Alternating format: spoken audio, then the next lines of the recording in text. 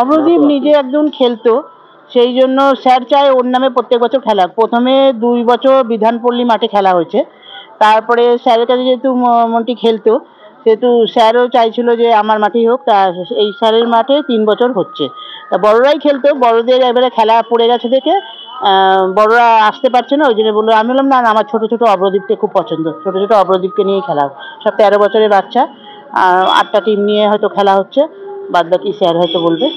ছোট থেকে দেখেছি, আমাদের সাথে অনেক জায়গায় গেছে বেড়াতে। খুব ঠান্ডা ছেলে ছিল, খুব ভালো ছেলে ছিল, কথা ভীষণই শুনতো। আর আজকে যে বাচ্চাদের দেখছি, আমাদের সব বাচ্চাদেরকে এমনি মনটিকেই দেখতে পাচ্ছি।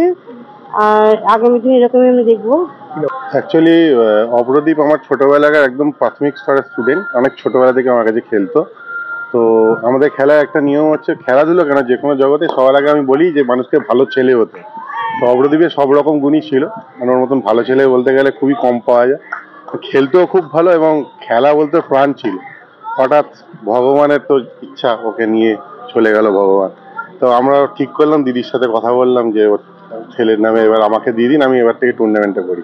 2 বছর কর্পোরেট করেছি, এবার ঠিক করলাম বাচ্চাদের টুর্নামেন্টটা বেশি ভালো। তা আন্ডার 13-এ 8টা টিম নিয়ে আমরা টুর্নামেন্টটা করছি। আজকে তার চূড়ান্ত পর্যায়ের খেলা। মোটামুটি এটা 20-25 দিন ধরে চলছে এখানে। আজকে ফাইনাল খেলা হচ্ছে পানপুর ভার্সেস চাকদা ইনস্টিটিউটে। দেখুন, অর্ঘদীপ একজন উদীয়মান ক্রিকেট প্লেয়ার ছিল।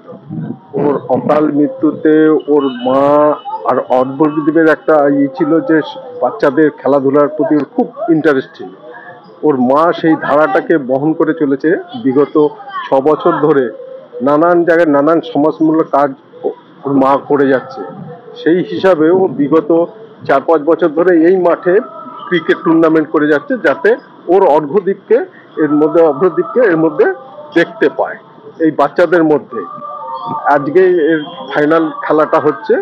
এই খেলাটাতেই এই ছেলেদের মধ্যেই মনিকা অভ্রদীপকে দেখতে পায়, এর জন্য ও এই টুর্নামেন্টটা কন্টিনিউ করে যাচ্ছে।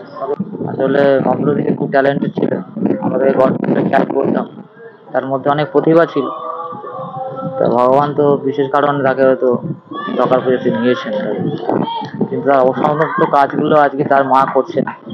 আর তার পাশে দাঁড়িয়ে আমরা নিজেকে ধন্য মনে করছি যে তার সঙ্গে আমরা আছি।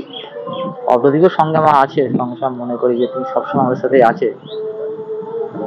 তার মতো ছেলে আমি চাই ঘরে ঘরে আসুক, তাহলে পশ্চিমবঙ্গের যে ক্রিয়া, যে একটা সম্পদ মানুষের বাচ্চাদের মধ্যে, সেটা মানুষের দেখে ইন্সপায়ার পান, যাতে মানুষরা বিশেষ করে গার্জেনে এগিয়ে আসুক।